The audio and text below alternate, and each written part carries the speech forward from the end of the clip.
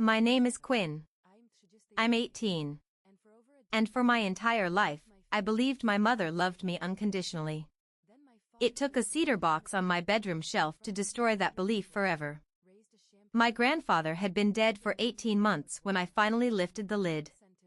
Inside, a pressed maple leaf, an old photo, and a sealed envelope with 6 words on the front in his handwriting that stopped my blood cold.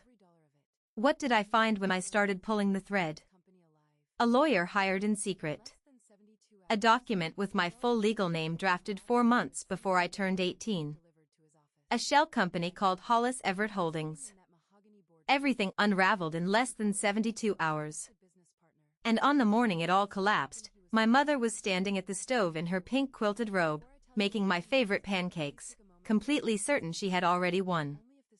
Before I tell you what happened next, please take a moment to like and subscribe, but only if this story resonates with you, and drop a comment telling me where you're watching from and what time it is there. Let me take you back to October. 6 months before the morning, my family found out which daughter they had raised. It was a Tuesday in October, the kind where the porch light clicks on by 5. I was cleaning my room. My grandpa's old cedar box sat on my shelf. He'd given it to me on my 17th birthday, the last gift he handed me in person. I hadn't opened it in months. The hinges whispered when I lifted the lid. Inside, a pressed maple leaf from the yard behind the farmhouse. A photo of him and my grandma at their anniversary, and a white envelope sealed weighty on the front in his steady handwriting. Open only if something feels off with your mother before your 18th birthday. Call David Caldwell immediately. I sat down on the edge of my bed. I didn't open it. Not yet. I held it. I turned it over. I stared at his handwriting until it blurred. Grandpa had been dead a year and a half, and he'd known. He'd known enough to put a warning inside a cedar box and pray I'd find it. Downstairs, I heard paper. The slow, careful crinkle of documents being shuffled, folded. My mom's voice pitched low. Mark's voice lower. I couldn't hear words. I didn't have to. I put the envelope back in the box. I closed the lid. I went down and poured myself a glass of water. I said nothing about the light being on in the kitchen at 10:30 at night when my mother was supposed to be in bed. Looking back, that envelope was the first time someone had ever handed me a weapon. I just didn't recognize it yet. I didn't open the letter that night. I should have. My dad died when I was 10. His name was Gregory Everett. He drove a silver Ford Ranger. And one morning in November of 2018, he didn't come back from a delivery run up Route 30. There was fog. There was a semi. There was a trooper at our front door with his hat in his hands. My mother cried for exactly 1 week. Then she started house hunting for a new kitchen. She remarried in 2020. Mark Hollis, contractor, big truck, big laugh. A daughter from his first marriage named Skylar, 2 years younger than me, who moved into the bedroom across the hall. I learned 3 things fast. 1. My mother punished tears. If I cried, she called it drama. She'd sigh. She'd go to the front porch with her wine. 2. My mother punished joy. If I laughed too loud, she called it showing off. She'd narrow her eyes. She'd say, Quinn, inside voice. Tree. The only safe setting was flat, so I went flat. I went quiet.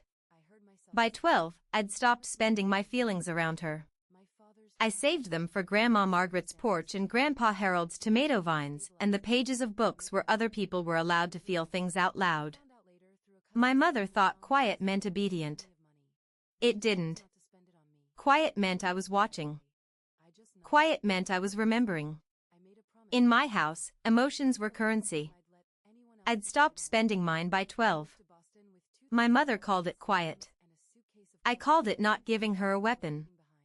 8 years later, she would slide a manila folder across a kitchen table and find out how much I had been paying attention. But I'm getting ahead of myself. Dinner at the Hollis house ran on a schedule. 6:30 Mark came in through the garage, boots off at the laundry room, the smell of joint compound and truck cab on him. He'd drop his keys on the counter. Ford F-35. Oh, loud keys. He'd say, another one bailed, or kitchen in Conesaga had mold behind the drywall or permit guy's a crook. My mother would pour his wine before he asked. Skylar would talk. She always talked. That night, a Sunday in March, she'd gotten her Bucknell admission email. Early decision, $65,000 a year before books. Mark raised his glass. That's my girl. My mother touched Skylar's wrist. Well, figure out the rest. Don't you worry.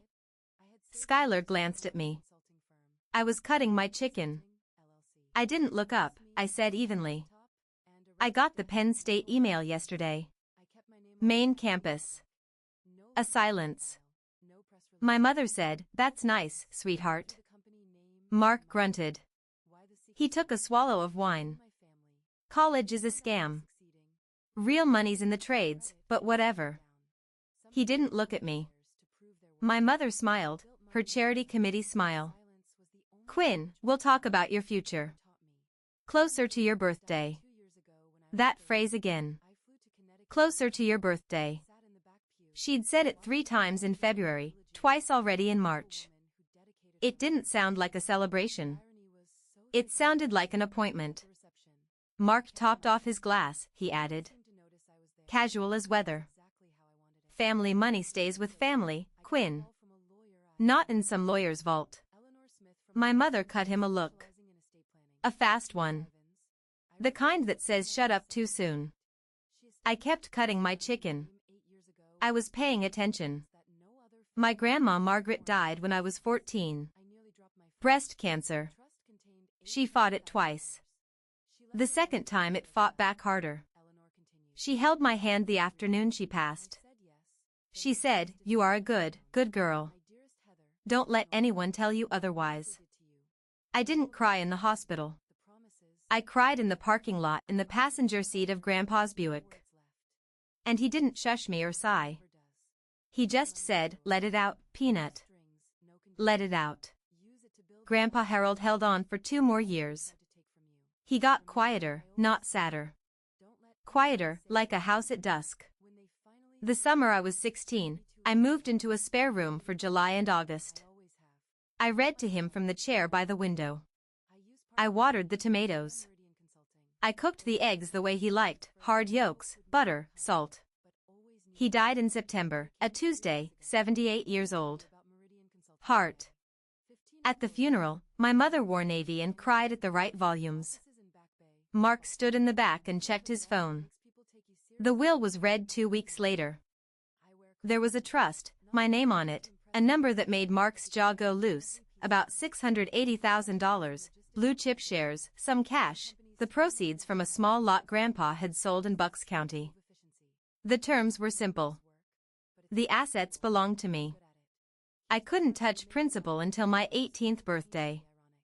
On that day, full beneficial ownership transferred. The trust's name on the paperwork was David Caldwell. Grandpa's written note inside the folder said 6 words. Your choice, your life, love, Grandpa. My mother read those 6 words with a look on her face I'd never forget. Not sad, not proud, calculating. Grandpa left me a door. My mother had already hired a locksmith. 6 months before my 18th birthday, a man in a gray suit started showing up at our house. Wednesdays 4:30, same car, a charcoal Lexus with an ugly plate frame that said Briggs & Associates, Lancaster. He stayed an hour and 15 minutes. He left with a leather binder under his arm. My mother said he was an insurance guy, then a financial planner, then 1 week a friend of Mark's. The story changed. His binder didn't. One afternoon in January, I came home early from the library. My shift got cut. Snowstorm coming. I pushed through the mudroom door and heard papers on the kitchen table. I stopped. My mother said once she signs, the rest is just paperwork. Mark said, and if she hesitates? My mother laughed. Short, dry. Quinn, she'll sign. She always does. I stood in the mudroom with my boots on and my pulse in my ears. Then I opened the door loud. I called out, "Mom, I'm home early." I heard papers sweep. When I came into the kitchen, the table was clear. My mother was smiling. She said, "Snow day, huh? Want some cocoa?" I said, "Sure." On the counter under her purse, the corner of a folder stuck out. Cream-colored embossed letterhead. Briggs & Associates, Family Wealth Planning. Skylar walked in behind me. She said, "Is that about Quinn's money?" My mother's smile didn't move. Mark said, "Sky, go upstairs." Skylar went upstairs. My mother handed me cocoa. She said, "Quinny, you're such a good girl." I took the mug. I said, "Thanks, Mom." I went up to my room. That was the moment I stopped being the daughter who didn't know. I just didn't tell anyone I'd crossed over. I opened the envelope that Friday. I walked to Willow Creek Park with it tucked inside my hoodie pocket. The swings were empty. The sky was the color of wet pavement. I sat on a bench that was too cold, and I slit the seal with my thumbnail. The letter was one page, Grandpa's handwriting. "Peanut, if you're reading this, something has gone wrong with your mother. I've suspected it for a long time. I never wanted to poison you against her, but I couldn't leave without giving you a door to open. David Caldwell has been my attorney for 30 years. He knows everything. He's waiting for your call. You have the right to protect yourself. You have the right to choose. I believe you will choose well. Love, Grandpa." Below in careful block letters, a phone number. Area code 717. I stared at it for a while. My hands were cold. My eyes were not wet. I took out my phone. I dialed. A woman answered. "Caldwell Estate Law. This is Paula." I said, "Hi, my name is Quinn Everett. My grandfather was Harold Everett. He told me to call Mr. Caldwell." She was quiet for half a second. She said, "Hold on, sweetie." A click, then a warm baritone. "Quinn, this is David Caldwell. I've been expecting your call." I couldn't speak for a beat. He said, "Your grandfather and I spoke about this possibility many times. I'm glad you reached out. Can you come to Lancaster next week? Tell your mother it's a college aid meeting." I said, "Yes," he said. "Good. And Quinn, don't change a thing at home. Not your face, not your schedule, not a word." For the first time in a long time, someone believed I could handle the truth. Caldwell's office was on the second floor of a brick building on Prince Street, a green banker's lamp on his desk, a shelf of Pennsylvania statute books, a plant he clearly didn't water enough. He stood up when I walked in. 65. Maybe. White hair, kind eyes, a suit that had been tailored 3 administrations ago. He said, "Sit, please, tea." I said, "Water." He walked me through it slowly. He used small words.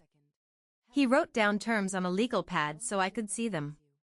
Trust, beneficial interest, fiduciary duty, spendthrift, irrevocable. He said, "At midnight on your 18th birthday, Quinn, the assets your grandfather left you are legally yours. You have options. You can keep the current trust. You can dissolve it. Or you can move everything into a new structure you designed today." I said, "What do you recommend?" He said, "A new irrevocable trust, professional corporate trustee. I work with Midland Trust Services. You're the sole beneficiary. Distributions covered for education, housing, medical. Your mother Mark Hollis and Skylar Hollis are excluded as beneficiaries and trustees permanently." I said, "Revocable means what?" He said, "Once you sign, not even you can undo it. That's the point." It protects you from outside pressure, including your own in a weak moment. I thought about that. I thought about my mother's hand on my wrist, her smile, her closer to your birthday. I said, okay. He nodded. He looked down at his pad, then up. He said, Quinn, before we go further, there's something I need to tell you about your mother's attorney. The plant in the corner was dying. The banker's lamp hummed outside. A UPS truck braked at the curb. I said, tell me. Caldwell folded his hands. He said, your mother has been working with a man named Lance Briggs. Briggs is a local estate attorney. He's been reprimanded twice by the state bar. He specializes in what my profession politely calls aggressive family planning. I said, meaning? He said, mean, he'll draft documents most of us would walk away from. He opened a folder on his desk. He slid it halfway toward me. I could see the top page upside down. Everett Family Financial Unification Agreement. My full legal name in the subheader. Quinn Marie Everett. He said, a paralegal at Briggs's firm left for a different practice 2 weeks ago. She sent us drafts she was concerned about. She wasn't the only one concerned. I said, what does it do? He said, it would make you a co-trustee with your mother. It would grant her a durable financial power of attorney, and it would assign a significant portion of your beneficial interest to a holding company, something called Hollis Everett Holdings, LLC. He let me read. The signature line was dated February 28, 2 months before my birthday, while I was still 17. I looked up. I said, I'd still be a minor. He said, correct. Your mother's signature as your guardian would have been required alongside yours. That's their plan. Have you signed under maternal authority before the trust releases while you still need her signature to breathe in the legal sense? I put the folder down carefully. My hands were steady. My hands surprised me. I said 4 months. He said, I'm sorry, Quinn. 4 months that we know of. 4 months of me serving her coffee while she was building a cage. I said, let's build mine. I drove home from Lancaster at the speed limit with my hands at 10 and 2. I walked in at 5:30. My mother was at the stove stirring something that smelled like her Sunday chicken pot pie. My favorite since I was 6. She turned. She smiled. She said, how did the college meeting go? I said, fine. Good, actually. She gave me some aid paperwork to look over. Oh, that's wonderful. Come sit. I sat at the kitchen island. She set a plate in front of me without asking. 2 scoops of pot pie, a sprig of parsley, her church supper presentation. She said, Quinny, I was thinking about your birthday. I kept my face clean. I said, oh, yeah. She said, for your 18th, we should do something just family, a special breakfast, just us, pancakes, your favorite. I said, that sounds nice, Mom, she said. And maybe we'll talk about some grown-up things. You're a woman now. Mark's voice drifted in from the living room over the TV. He said without turning his head. Yeah, grown-up stuff. Skylar came into the kitchen. She took a plate. She said, what grown-up stuff? My mother said brightly. Nothing, honey. Just family planning. Skylar rolled her eyes. She said, sounds boring. My mother said, it will be. I took a bite of pot pie. It tasted the way it always tasted. Butter, pepper, thyme, my childhood on a fork. I said, pancakes sound great, Mom. I even smiled. Caldwell had told me, don't change a thing. Not your face, not your schedule, not a word. I didn't. I was the quiet daughter she thought I was. I just happened to also be the daughter with a lawyer. We met twice more before my birthday. Always a cover story, a college tour, a financial aid appointment, a library research trip. Caldwell was patient. He had a way of talking about money that made it feel like plumbing, not magic, not morality, just pipes and valves. We named the new trust together. He said, most people name trusts after themselves. What do you want to call it? I said, the Margaret Trust. He wrote it down. He didn't ask why. We built the thing piece by piece. Corporate trustee, Midland Trust Services, a Harrisburg-based firm with a clean 40-year record. Beneficiary Quinn Marie Everett and her direct biological descendants, if any, in perpetuity, excluded forever from beneficiary or trustee status: Caroline Everett Hollis, Mark Hollis, Schuyler Hollis, and any entity in which any of the three held equity distributions authorized for tuition, reasonable housing, medical, emergency living expenses, discretionary distributions subject to trustee review, spendthrift clause. No creditors could attach. No one could pressure me into a lump sum withdrawal on anyone else's behalf. Irrevocable, no amendment, no termination, no reversal. Caldwell said, you understand that this protects you from them. It also protects you from you. In a weak moment, 5 years from now, if your mother cries the right cries, you can't undo this. That's on purpose. I said, I know. He said, good. Many 18-year-olds don't. I signed the draft in pencil twice to practice. Then we set the live execution for 12 o'clock and 1 second. On April 15, 2026, my birthday, notary ready, trustee ready. Caldwell set a phone call for 9 a.m. sharp the morning after on speaker if I chose. He said, it's your moment, Quinn.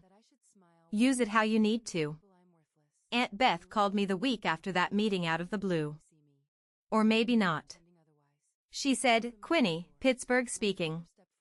You got a minute? I stepped into the backyard. The air smelled like early grass.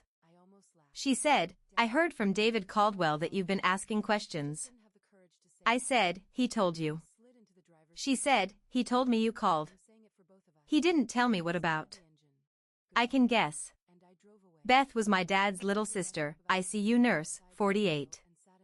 She and my dad had been close. She and my mother had not. She said, Quinn, I should have told you this years ago. I'm sorry. Your father tried to change his will before he died. 6 months before the accident, he wanted a trust set up for you with my name as Chorus D. I sat down on the porch step. I said, what happened? She said, your mother happened. She cried for a week. She said it would kill her trust in him. She said it was a betrayal. He caved. He left everything to her. Life insurance, the house, everything. I said $450,000. She said, you knew. I said, I found the paperwork last month. A long quiet. Then she said, honey, you are not the first one she worked on. You're just the one with a grandfather who planned ahead. I didn't cry. I wanted to. I didn't. She said, if you need somewhere to go after your birthday, I have a room. I have a mean cat named Walter. I have coffee. You're welcome as long as you want. I said, Aunt Beth, what day is it there? She said, Thursday peanut, same as you. I said, I might take you up on the room. The Sunday before my birthday, my mother made pot roast. Her something big is coming meal. Mark lit candles. Schuyler put her phone face down. Over dinner, I floated a question. Casual, curious, the voice of a daughter looking for guidance. I said, Mom, what's the difference between a trust and a family account? Anyway, she lit up like a porch lamp. She said, oh, honey, trusts are complicated. They can fail if they're not managed by family who really cares. Mark nodded. Lawyers drain them. Saw it happen to Gus Trainor's mom. My mother said, you'd be shocked. Fees, delays, they nickel and dime you. I said, huh, that's scary. She said, it's why family accounts work better. Shared goals, no strangers, just pulled. Mark said, family money stays with family hands, not some corporate trustee up in Harrisburg. It was the word corporate that gave him away. I'd never used that word in front of him. Neither had she, but Briggs would have. I said, huh? Skylar from her plate without looking up. Mom says the money was supposed to be all of ours anyway. Dead silence. My mother's fork froze half an inch above her plate. Mark said too loud, Sky, honey, eat. My mother recovered. She said, Sky just means family is a team, sweetheart. That's all. I said, oh, of course, Mom. This roast is amazing. I reached for the potatoes. I passed the gravy. I kept my face the face of the quiet daughter who didn't know anything. Inside my head, I was taking notes. Skylar had known at least the shape of it. Maybe the edges. My mother had told her enough to get her to behave on a certain morning in April. 4 days now. I was counting. 2 days before my birthday, my mother announced an early celebration dinner at Willow Creek Country Club. I hadn't agreed to it. 15 people, the pastor and his wife, Mark's business partner, Ron, 2 neighbors, my mother's women's circle co-chair, Donna.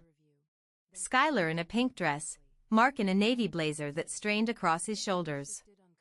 The club's private room had green wallpaper and a chandelier the size of a small car. The waiters wore white gloves that made me sad for their wrists. My mother stood up during dessert. She tapped her wine glass with a butter knife. She said, I'd like to propose a toast to my brave girl who's going to make such smart decisions tomorrow. 15 people lifted 15 glasses. I lifted mine. I smiled. I said, thank you, Mom. Mark caught my eye from across the table. He tipped his wine toward me. He mouthed, big day. I smiled back. 3 tables over at a table for one, a man in a navy blazer was eating a Caesar salad.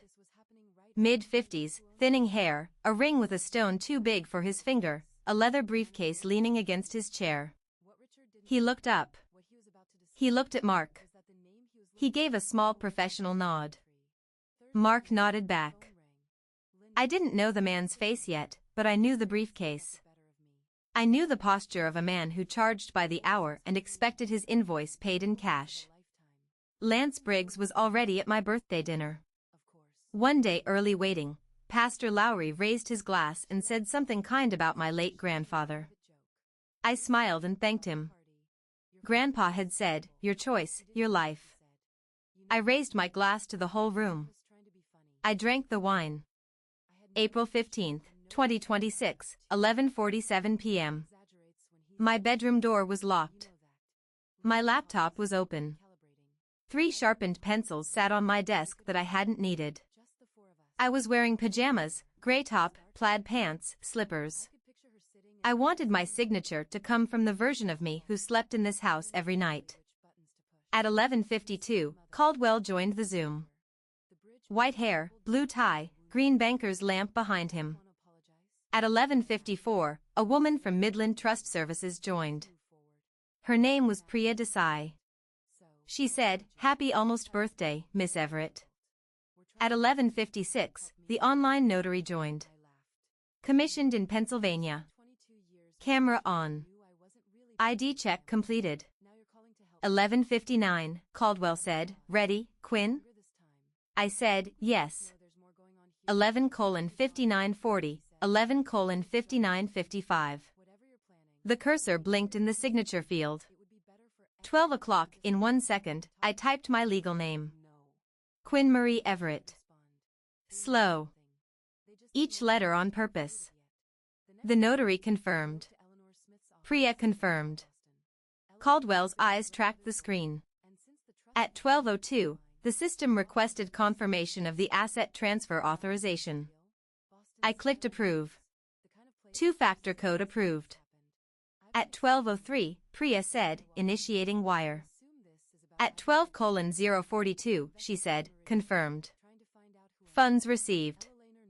681,412.90. The Margaret Trust is funded. Fully executed. Irrevocable. Caldwell looked into the camera.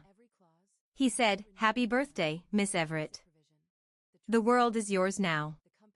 I realized I'd been holding my breath for almost a minute. I let it out. I said, "Thank you." He said, "Sleep if you can. Expect me at 9 tomorrow." The three of them dropped off. The Zoom window went quiet. Downstairs in the dark house, a refrigerator hummed. I closed my laptop. I sat. My hands tingled. For the first time in 6 months, I was tired. I lay down and I slept. Let me pause here for a second. If somebody in your family has ever asked you to sign something you didn't fully understand, drop the word "rooted" in the comments. I want to know how many of us there are. I read every comment later tonight, I promise. Because what comes next isn't the ending. Not even close. I still had to go downstairs the next morning. I still had to sit across from the woman who'd spent 4 months drafting papers about me, and she still thought she was going to win. Back to the story. 7:30 a.m. April 16th. I was awake before my alarm. I showered for 6 minutes. I dried my hair halfway. I put on a cashmere cardigan the color of early butter. Jeans, my grandmother's gold stud earrings, no makeup. I stood in front of my bedroom mirror. I said out loud, "Quiet daughter." I looked like her. I went downstairs at 7:45. The kitchen smelled like pancakes. My mother was at the stove in her robe. Pink quilted. Her blonde hair pinned back the way she wore it for brunch. She turned. She beamed. She said, "There's my birthday girl. Happy 18th, sweetheart." She wrapped me in a hug. It lasted 3 seconds longer than her hugs usually lasted. She smelled like her Estee Lauder and bacon grease. Mark was at the table in a polo. Skylar was in her pajamas with her phone propped against the orange juice pitcher. A manila folder sat on the table to the right of my mother's place setting. Not hidden, not even slightly. 3 pancakes in a tower on my plate. Candles, the thin birthday kind, unlit. My mother said, "Sit. Sit, Mark. Light her candles." Mark pulled a lighter from his pocket. He lit 3 candles. My mother said, "Make a wish, Quinny." I leaned over the plate. I thought, I wish for my grandfather to know. I blew the candles out. My mother clapped. Skylar said, "Yay, Quinn." Mark said, 18 years old. Christ. I said, "Smells great, Mom." I took my fork. I cut into the top pancake. The folder caught the morning light. The edge of it lined up perfectly with my mother's coffee mug. I'd rehearsed this morning in my head 50 times, maybe. None of them prepared me for how normal it felt. She let me eat 2 bites of pancake. Then she folded her hands on the table. She used her warm voice, the women's circle voice. She said, "Honey, now that you're 18, there's something we need to talk about. That money from Grandpa." I set my fork down. I said, "Okay." She slid the folder across the table. It moved 3 inches. It came to rest against my plate. She said, "It's nothing big, just some family paperwork's attorney drew up to help us all be smart for the family." Mark said, "Nothing crazy, just structure." Skylar watched. She had not picked up her phone. I said, "May I look?" My mother said, "Of course, sweetheart. Take your time." I opened the folder. The cover page said Everett Family Financial Unification Agreement. Quinn Marie Everett, Principal. Beneath it, smaller. Caroline Everett Hollis, Successor Chorus D. Mark J. Hollis, Attorney in fact. My full legal name in 3 places. A signature line with my name printed below it. Another line for my mother's signature as parent or guardian, which she'd only need if I were still a minor. I flipped past the cover. Page 2, Durable Financial Power of Attorney granted to Caroline Everett Hollis. Page 5, Assignment of partial beneficial interest to Hollis Everett Holdings, LLC. Page 7, Co-trusteeship designation. Page 9, Acknowledgement of family financial priorities, including tuition assistance for Schuyler and Hollis. My blood ran cold. I was looking at proof. I kept my face even. I turned to the footer on page 1. Generated December 14, 2025, 4 months ago, my mother said, still smiling. It's simpler than it looks. Just a few signatures and we can get on with your birthday. I said, I'd like to read it first. I read every page, not skimming, reading. I turned each sheet with both hands. I followed every paragraph with my index finger. I mouthed the harder words. At the 2-minute mark, my mother's cheerful smile began to crack at the corners. At the 4-minute mark, she tapped her coffee mug twice. Quick.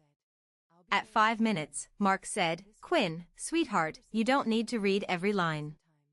I said, I like to understand what I'm signing. Mark said, it's just structure. My guy's on standby to notarize this morning. I said, Mark, you just said my guy. He said, what? I said, a minute ago, you said Mark's attorney.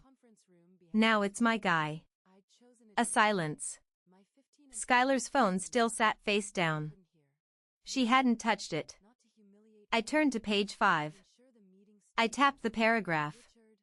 I said, Mom, this line says, partial beneficial interest is assigned to Hollis Everett Holdings, LLC. What is Hollis Everett Holdings? My mother blinked. She said, oh, a family entity for tax purposes. It's not really a thing. I said, when was it formed? She said, I don't remember exactly. Mark cut in. Quinn, stop. It's just paperwork.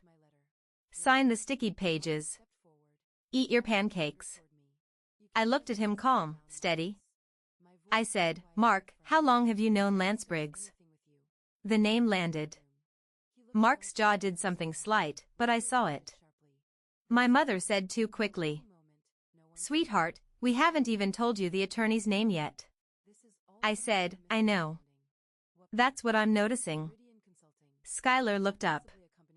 Finally, wide-eyed. Mark said, Quinn, I said, one more second. I want to check the footer on the last page. I turned to page 11. The footer said, generated December 14, 2025. Briggs & Associates document version 4.34 months 4 versions. I closed the folder carefully. I said, Mom, this document was generated 4 months ago. She said, honey, lawyers keep old templates. I said, templates don't put a person's middle name in them. I flipped back to page 1. I pointed at my middle name, Quinn Marie Everett. I said, this is mine. This is only mine. 4 months ago, my mother's mouth opened, then closed, then opened again. She said, we've been planning for your future for months. That's all. That's just good parenting, sweetheart. Mark said, Quinn, sign the pages. His voice was not warm anymore. I said, Mark, your lawyer's name is on the letterhead. Briggs & Associates, Lancaster. I passed your lawyer at the country club on Monday night. Navy blazer, Caesar salad. Schuyler breathed in fast, not out. Mark said, Quinn, don't get cute. I said, I'm not being cute. I'm reading. My mother tried again, softer, the wounded voice.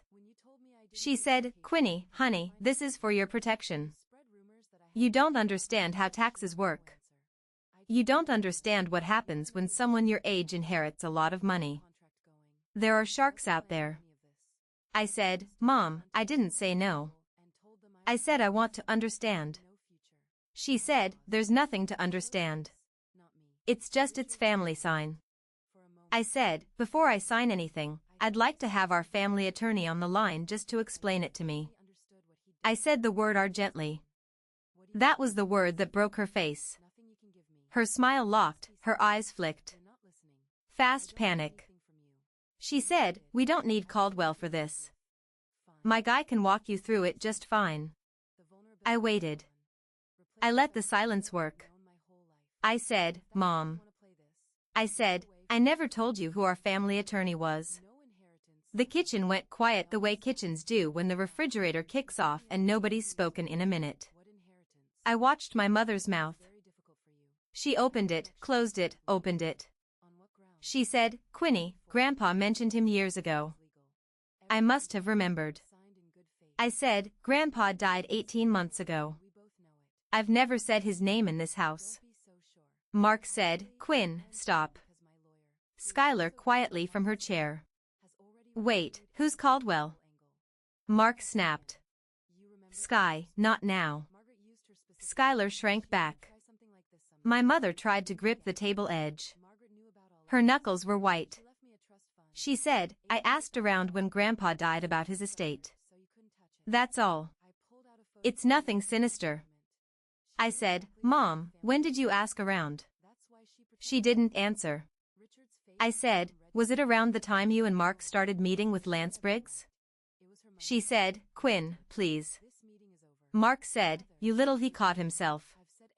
His face was red. A vein pulsed at his temple. He said, "You think you're slick? You think you know what's best?" I said, "I don't think I'm slick, Mark. I think I've been quiet for a long time. And people mistook that for a different thing." Skylar, very small. "Mom, what is happening?" My mother said, "Nothing is happening, honey. Quinn is being difficult." I said, "I'm being careful." My phone, lying face up beside my plate, vibrated. The three of them looked at it. The screen lit up. The name on the screen said David Caldwell, Esquire. The time on the screen said 9:03 a.m. My mother's face lost the last of its color. I picked up the phone. I looked at her. I looked at Mark. I looked at Skylar. I said, "Do you mind if I put him on speaker?" Mark half stood. He said, "Don't answer that." I said, "I think I will." My mother said, Quinny, wait." Mark said louder, "Quinn, sit down." I was already sitting down. I said so. I said, "I am sitting down, Mark." I looked at him the way I'd looked at ice on the driveway every January of my life, carefully without sentiment. I said, "He's our family attorney. He represented Grandpa for 30 years. He's called to wish me a happy birthday. I think he has a right to be heard in this house." My mother said, "This is a private family matter, Quinn." I said, "You invited a whole country club to hear your toast 2 nights ago, Mom." She had no answer for that. I hit the green button. I hit the speaker icon. I set the phone on the table face up between the folder and the maple syrup. I said, "Mr. Caldwell, you're on speaker. I'm at the kitchen table with my mother, Mark Hollis, and my sister, Skylar." His voice filled the kitchen, calm, low, the voice of a man who had done this exact thing in many kitchens before and knew exactly how to do it in mine. He said, "Good morning, Quinn. Happy birthday. I hope I'm not interrupting breakfast." I said, "You're not. We were just starting a conversation about money." He said, "I see. Good timing, then." Skylar was staring at the phone. Mark was staring at my mother. My mother was staring at the manila folder as if it had bitten her. Caldwell said, "I wanted to formally confirm something with you, Quinn, for the record." He paused. I could hear a page turn in his office. 400M from nothing. He said, "Are you ready?" I said, "Yes." Caldwell said clearly and without hurry, "I'm calling to confirm that the asset transfer we discussed completed successfully at 12:04 a.m. last night. The Margaret Trust is fully funded.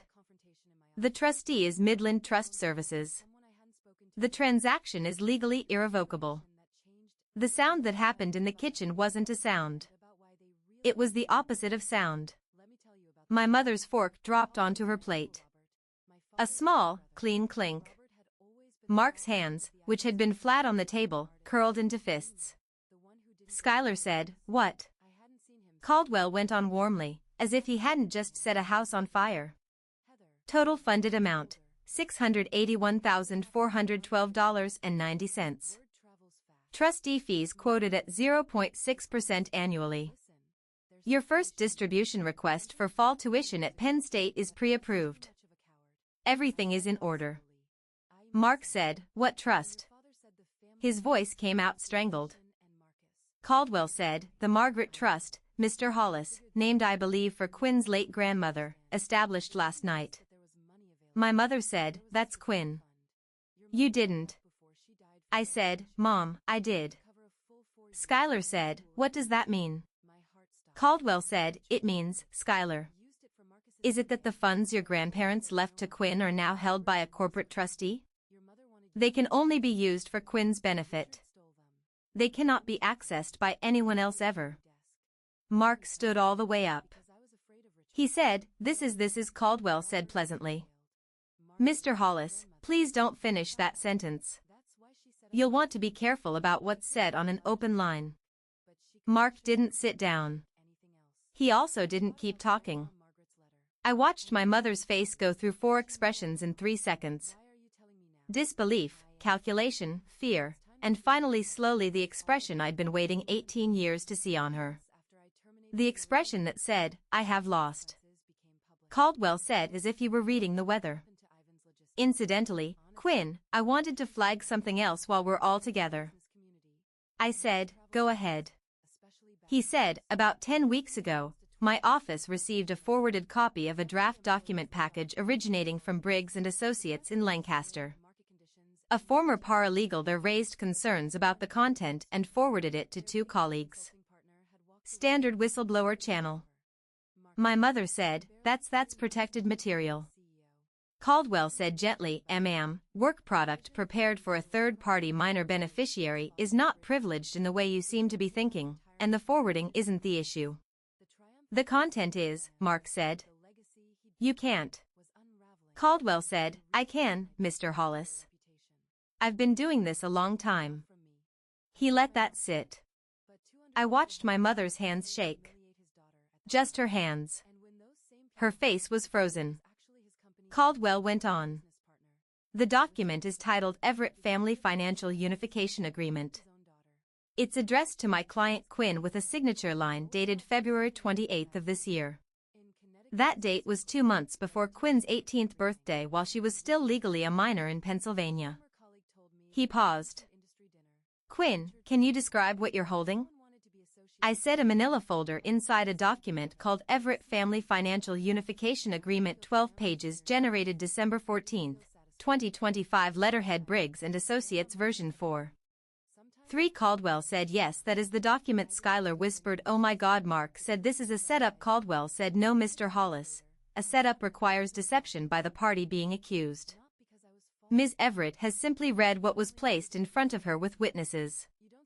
My mother said, very small, "Quinn, honey, please." I said, "Mom, let him finish." Caldwell said, "I'd like to be clear about a few things for Quinn's protection and for the record of this conversation." He numbered them out loud. 1. The document in front of Quinn is not enforceable. After midnight last night, the assets it attempts to direct are no longer legally available to Quinn to assign. They belong to the Margaret Trust. 2. The document was intended to be executed while Quinn was still a minor. The signature line was dated February 28. Execution would have required Caroline Everett Hollis's signature as guardian. That is a structural indicator of intent to use parental authority to direct a minor's future inheritance. 3. In Pennsylvania, a guardian owes a fiduciary duty to a minor child. Attempting to divert a minor's inheritance into an entity in which the guardian has personal financial interest, such as Hollis Everett Holdings LLC, formed November of 2025. Mark Hollis, sole member, is a fiduciary breach. My mother said, "Stop. Please stop." Caldwell said 4.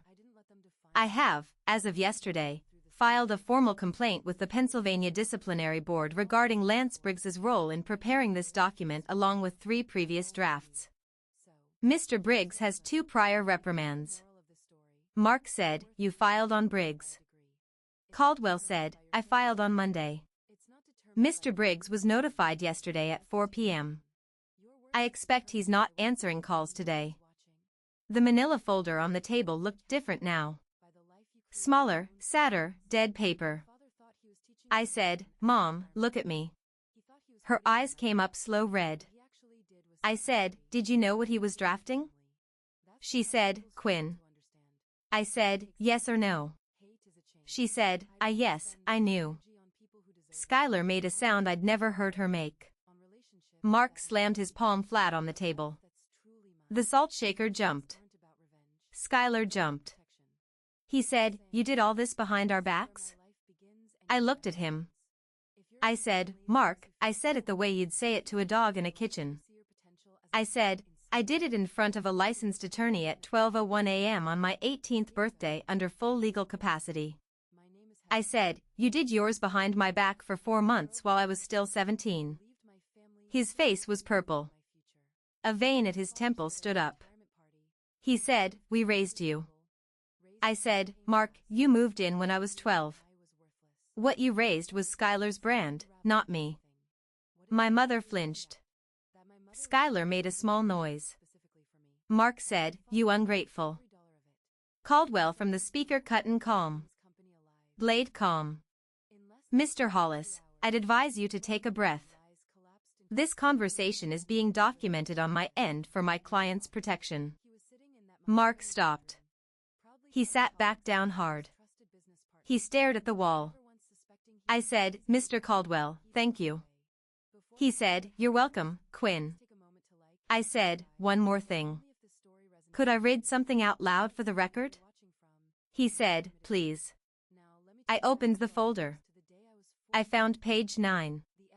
I read acknowledgement of family financial priorities, including tuition assistance for Skylar and Hollis at Bucknell University. I looked up at Skylar, at my mother, at Mark. I said, so, the whole thing was to pay for Skylar's school?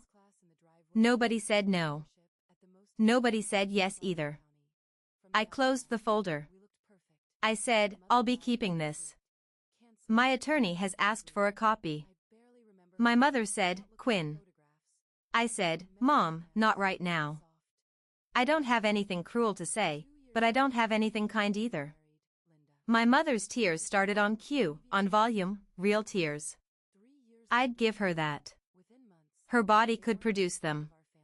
But the script underneath them was one I'd heard 100 times before at a 100 dinner tables. She said, after everything I've sacrificed for you, Quinn, this is how you repay me.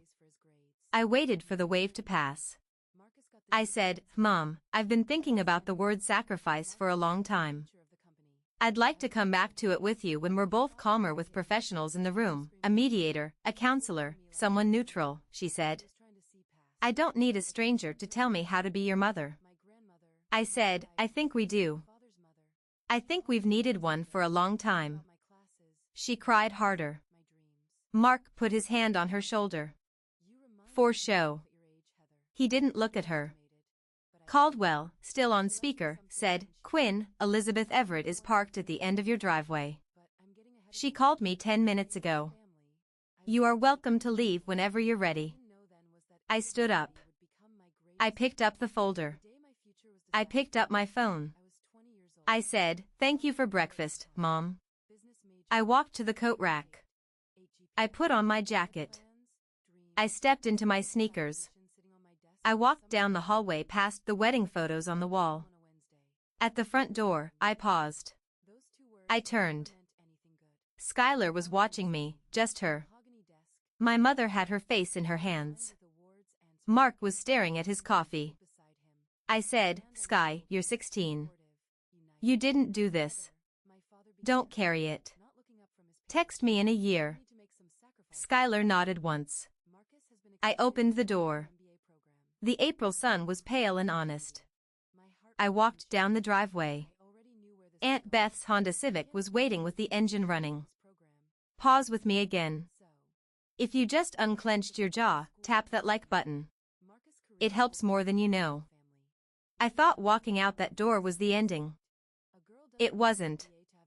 It was maybe chapter 10 of 15.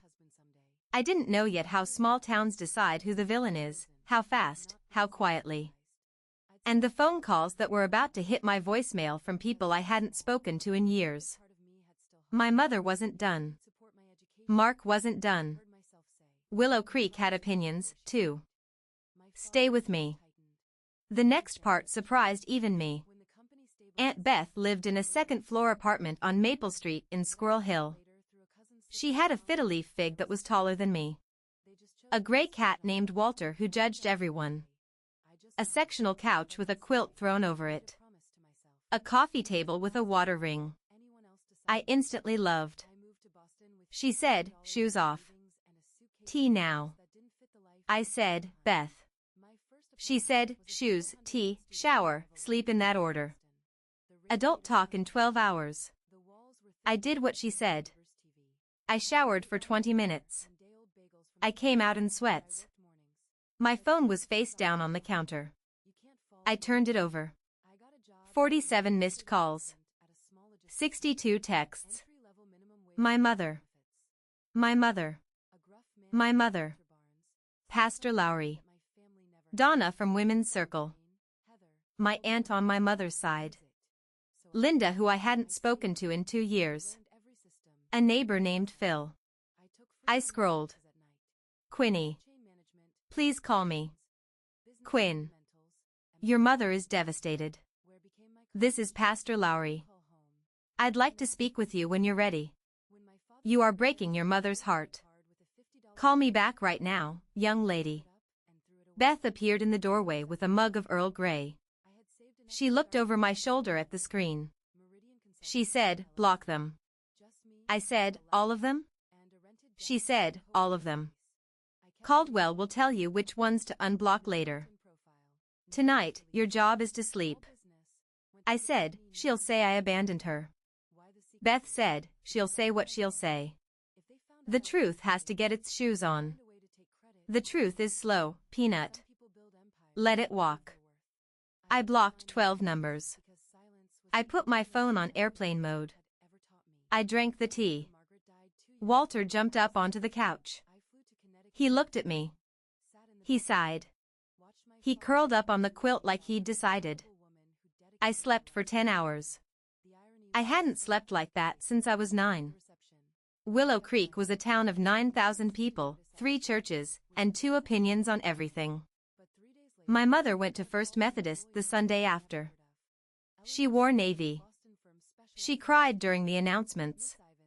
She stood up during prayer concerns and said her daughter had left home unexpectedly in a moment of confusion. Pastor Lowry's wife, Mary, sat 3 rows back. Mary had been at the country club toast on Monday night. Mary had heard Mark mouth big day. Mary had heard my mother say such smart decisions tomorrow. Mary did not cry during Caroline's prayer concern. Mary did not come over afterward for a hug. Mary went home and called Donna from Women's Circle. 3 days later, Pastor Lowry pulled my mother aside after service. He used a kind voice. He said, maybe the circle needed her to take a step back, to focus on her family, to do some reflection. My mother said, "After everything I've given this church," Pastor Lowry said, "I know, Caroline. I know." At Skylar's school, kids on the swim team had already seen a screenshot. Not of the documents, of something simpler. An article one of them shared in group chat. Headline, 30 times parents' favoritism of one child came back to bite them. Somebody added a crying laughing emoji. Somebody else added a photo of Skylar's mom at the last bake sale. Skylar was not the villain at school, but her mother was. The swim team captain, a junior named Izzy, sat with Skylar at lunch on Wednesday and said, "That was messed up." What? They tried. You okay? Skylar said, "I didn't know." Izzy said, "Yeah, I believe you." That was in Willow Creek. A verdict. I didn't tweet anything. I didn't post. I didn't have to. Mark's business was held together with prayer and invoicing tricks. It had been for 18 months. The morning after the breakfast, First Keystone Bank called on a past due equipment lien. Mark had been paying the minimum. He'd been planning to catch up with the new family capital. His own phrase spoken to his business partner Ron over beers in January. First Keystone was not interested in family capital. First Keystone wanted $6,400 by Friday. Friday came, the $6,000 did not. They called liens on the F-350 and 2 of his concrete mixers. On Monday, the tow truck came to the shop off Route 272. Mark watched his truck go up the ramp. He did not cry. He also did not come home. My mother had co-signed the second mortgage on the house. Her name was on the paper. Her name was on the hook. On Tuesday, she called a divorce attorney, not Briggs. Briggs was by that point no longer taking calls. A different one, someone named Cartwright. She filed for legal separation of their finances on Thursday. Skylar's Bucknell deposit was non-refundable. $2,000 gone. She emailed the admissions office crying. They were kind. They issued a waiver and a gentle form letter about deferring a year. Skylar enrolled at Penn State Harrisburg instead. In-state tuition 86% cheaper. On a Saturday in May, Mark moved out of the Willow Creek house. He rented a room above a garage in Africa. My mother kept the house. Technically, the second mortgage kept most of it on paper. None of this was my doing. I'd simply declined to be the life raft. They'd spent 6 months trying to pull my money into family money. Now, they couldn't even agree on whose debts were whose. Caldwell's complaint against Lance Briggs went to the Pennsylvania Disciplinary Board in late April. The board is slow. Usually this one moved. Briggs' paralegal, the one who'd forwarded the drafts, gave a sworn statement. 2 other former clients came forward. A widow and lit whose late husband's assets had been restructured suspiciously, and a retired school teacher whose grandchildren's educational trust had disappeared into a family LLC controlled by her son-in-law. Pattern. The board called it a disciplinary word. 8 weeks after Caldwell's filing, the board issued a ruling. Lance Briggs was suspended from the practice of law in the Commonwealth of Pennsylvania for 3 years. Upon reinstatement, he'd be subject to supervisory probation for an additional 2. He couldn't touch a trust document. He couldn't advise on an estate. He couldn't even technically draft a simple will. The local paper ran a small item on page 3. 2 paragraphs, his photo, his firm's address. It was the kind of item that does not make the front page, but is read quietly by every attorney within 50 m and by every past client he'd ever had. Caldwell forwarded the article to me by email. The email had no subject line and no body, just the link. I wrote back, "Thank you." He replied 3 minutes later. 3 words. Justice isn't loud. I saved the email. I still have it. I saved it because it said something I wanted to remember. You don't have to yell to win. You don't have to tear anyone down. You file the paperwork. You let the system do what it was built to do. You let the truth walk slowly toward daylight. And you let the people who hurt you watch their own ceilings come down brick by brick without your help. Skylar texted me on a Tuesday in late May. I was in Squirrel Hill. I was at the kitchen table writing my application essay for the Schreer Honors College. Her text said I didn't know she wanted all of it. I thought it was just some for my tuition. I didn't ask her to. I swear. I read it 3 times.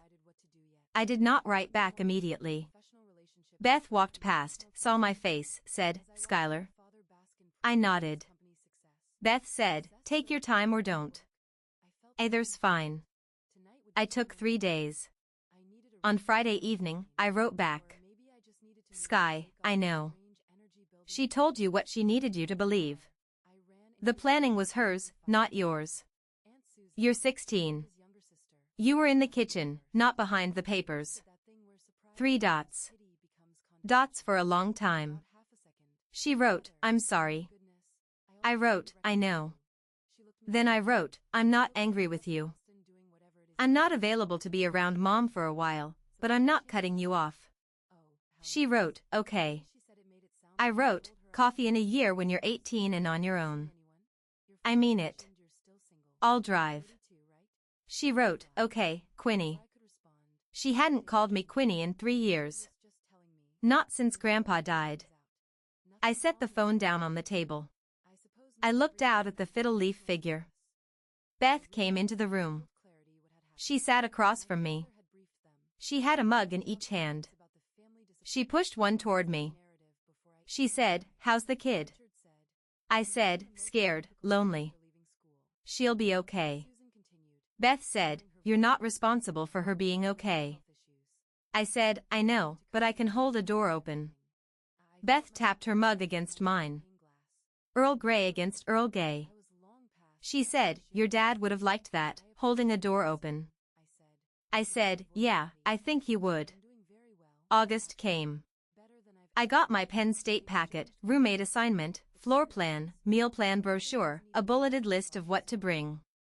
Beth and I packed her Civic on a Saturday morning, the trunk first, then the back seat, a quilt, a bag of books, a desk lamp that had belonged to Grandpa, the cedar box in a padded case. The letter from Grandpa was in the glove compartment, folded, softened now from being held. Beth drove 200 miles. We listened to Linda Ronstadt. We stopped at a roadside place for grilled cheese. State College was warm and green. Dorm smelled like new paint and popcorn. My roommate was named Maya. Dominican American from Philadelphia. Loud laugh. Sunflower bed sheets.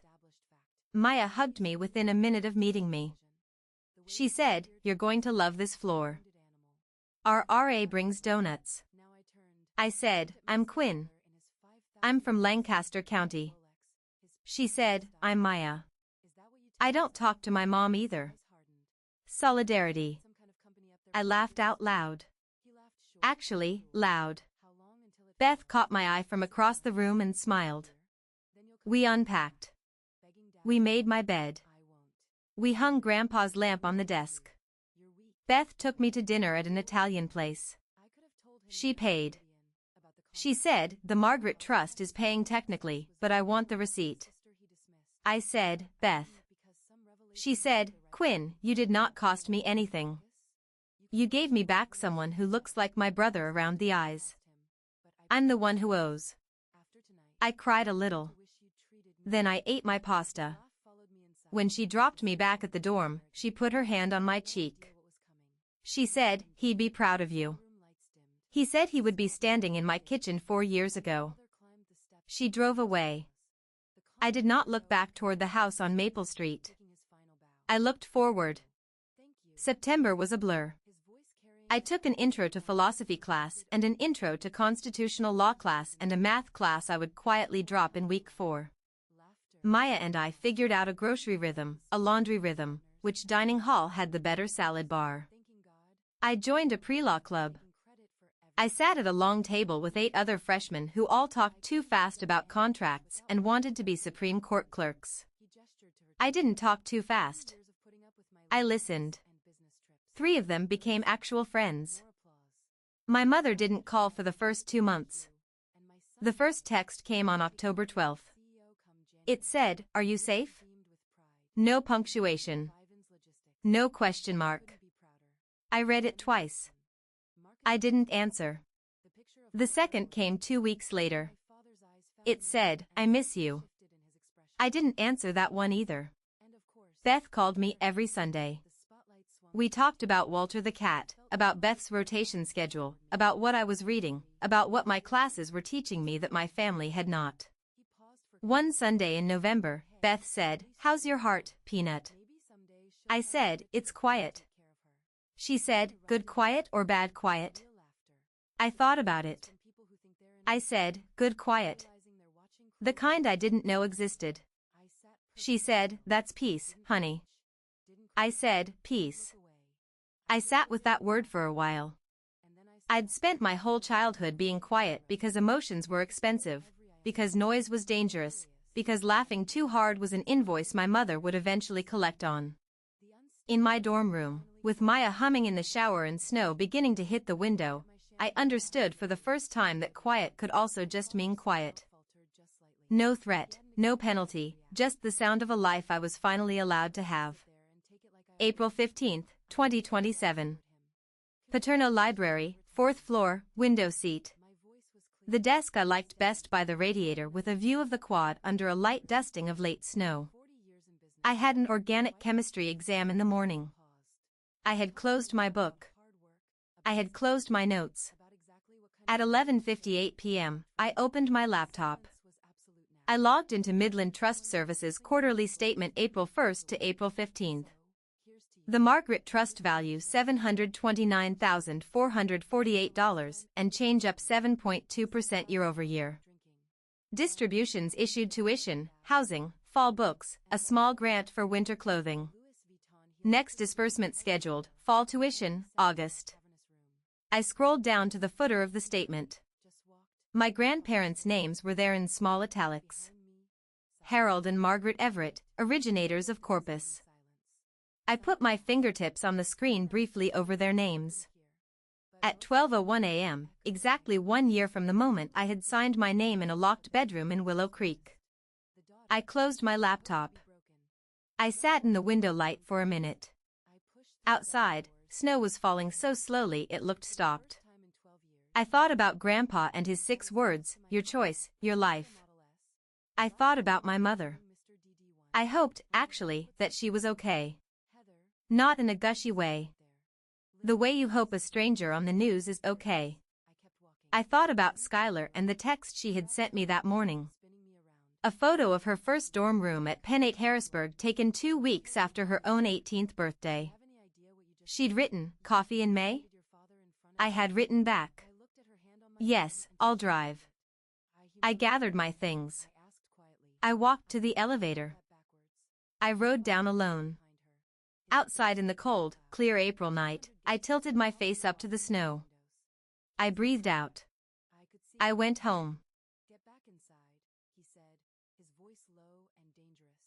"Apologize now." "No." The word hung in the air between us. "This isn't a negotiation, Heather. I'm your father. I'm telling you." "You're telling me what?" I cut him off. Something I'd never done in my life. That I should go back in there and let you keep using me as your punchline. That I should smile while you tell 200 people I'm worthless. It was a joke. It was the truth of how you see me. And I'm done pretending otherwise. I opened my car door. My father stepped forward. "If you leave now, you're done. Do you understand me? No more family, no more support, nothing." I almost laughed. "Dad, you cut me off 12 years ago. You just didn't have the courage to say it out loud." I slid into the driver's seat. "Tonight, I'm saying it for both of us." I started the engine. Goodbye. And I drove away. I pulled into a rest stop about 20 minutes outside Fairfield and sat in my car, engine idling, hands still on the wheel. For a long moment, I just breathed. "Okay, let me step out of the story for a second and talk to you directly. I know some of you watching this have been through something similar. Maybe not a retirement party, maybe not 200 witnesses, but that feeling of being the family disappointment, the one they talk about in whispers, the one whose success they refuse to see. I know you understand. If you've ever sat at a family gathering while someone made you the punchline, if you've ever smiled through pain because making a scene would only prove them right, if you've ever loved people who made you feel invisible, this story is for you. So, here's what I'm asking. If any of this is resonating with you, drop a comment, tell me your story, or just let me know you're here. Because honestly, knowing I'm not alone in this, that means more than you can imagine. And if you want to know what happened next, and trust me, the next part is where everything changes. Make sure you're subscribed, hit that bell, because what my father discovered in the weeks after that party, well, let's just say he learned exactly how wrong he was about me. Now, back to the story. The morning after the party, I woke up in my Boston apartment feeling lighter than I had in years. But I knew it wasn't over. Families like mine don't let go that easily.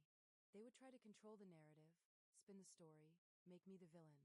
What they didn't know was that I had something they couldn't spin their way out of. Let me tell you about the week that followed. It started with text messages. Not from my father. He was too proud for that. But from cousins, aunts, family, friends, people I hadn't spoken to in years, suddenly very concerned about my mental state. Heather, I heard about the party. Your dad says you're struggling. Do you need help? Susan told me you had some kind of breakdown. We're all worried about you, sweetie. Your father loves you. He just wants what's best. Maybe you should apologize and come home. The narrative was already being written. Poor Heather,